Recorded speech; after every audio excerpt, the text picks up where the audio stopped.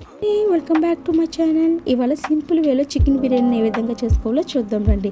నేను ఇక్కడ 250 గ్రామ్స్ దాకా బోన్స్ ఉన్న చికెన్ తీసుకున్నాను. అందులో చిటికెడు పసుపు, 2 టేబుల్ స్పూన్ల కారం, రుచికి సరిపడా ఉప్పు, 2 టేబుల్ స్పూన్ల అల్లం వెల్లుల్లి పేస్ట్, కొద్దిగా కసూరి మేతి, ఒక 7 to 8 టేబుల్ స్పూన్ల పెరుగును కూడా యాడ్ చేసుకున్న తర్వాత ఒకసారి కలుపుకోవాలండి, ముక్కకు పట్టేలాగా మొత్తం మసాలా అంతా.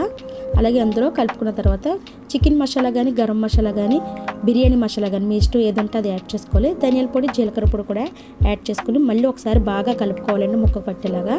అలా కలుపుకున్న దానిని ఒక అరగంట కానీ అంతకంటే ఎక్కువ కానీ మనం మ్యారినేట్ చేసుకోవాలి. ఫ్రిడ్జ్లో పెట్టుకుంటే బాగుంటుంది. అలాగే ఇక్కడ నేను ఒక 250 గ్రామ్స్ దాకా రైస్ని నానబెట్టుకున్నానండి. ఒక గంట దాకా నానబెట్టుకున్నాను.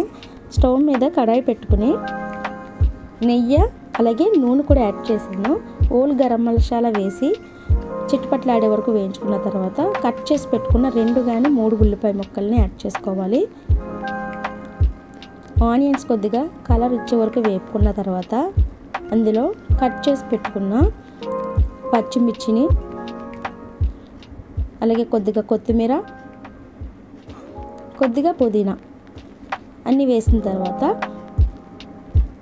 వేపుకోవాలండి.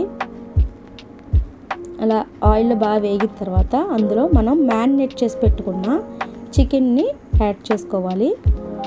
సో చికెన్ కూడా యాడ్ చేసుకున్న తర్వాత సిమ్లోనే పెట్టుకుని ఒక 5 to 10 మినిట్స్ ఉడికించుకోవాలండి.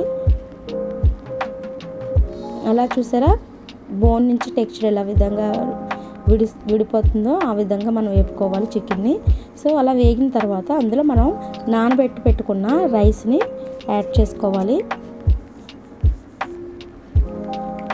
ఒక 2 to 3 మినిట్స్ అండి రైస్ని అలా ఆయిల్లో మనం అలా కలుపుకుంటే రైస్ అనేది పొడిపొడిలాడుతూ ఉంటుందండి, బాగుంటుంది. అలా కలుపుకున్న తర్వాత నేను ఇక్కడ 2 కప్పులు రైస్ తీసుకున్నానండి. ఒక 250 గ్రామ్స్ దాకా ఉంటుంది. సో 2 కప్పుల రైస్కి 3 కప్పులు వాటర్ యాడ్ చేశాను నేను ఇక్కడ. అంటే 1 కప్పుకి 1.5 బాస్మతి రైస్ తీసుకున్నాను. ఇది సరిపోతుందా వాటర్ అని ఏం లేదండి, ఖచ్చితంగా సరిపోతుంది. అలాగే సాల్ట్ సరిపోకపోతే చెక్ చేసుకుని వేసుకోవాలి. సో అన్నీ వేసేసిన తర్వాత కొద్దిగా లాస్ట్లో పుదీనా యాడ్ చేసేసి మూత పెట్టుకుని సిమ్లోనే ఉడకనివ్వాలండి. హై ఫ్లేమ్ ఏమిది ఒక్కర్లేదు. మొదటగా 2-3 నిమిషాలు హై ఫ్లేమ్ పెట్టి తర్వాత సిమ్లో పెట్టేసుకోవాలండి. మనకి వాటర్ అంతా అబ్జర్వ్ అయిపోయి చూసారా కొద్దిగా పొడిపొడిలాడుతుంది. ఈ స్టేజ్లో మనం దింపేసుకుని మూత తీయకుండా ఒక 5 మినిట్స్ దాకా, ఒక 2-5 మినిట్స్ దాకా మనం అలా ఉంచేస్తే ఆవిరికి ఉన్న పలుకు కాస్త కూడా ఉడికిపోతుంది. పొడిపొడిలాడుతూ ఉంటుంది. చూసారు కదా రైస్ అనేది ఎంత పొడిపొడిలాడుతూ ఉంటుందో.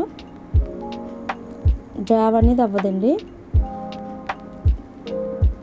అలాగే నచ్చితే లైక్ చేయండి, కామెంట్ చేయండి, షేర్ చేయండి. Please do subscribe. Thank you.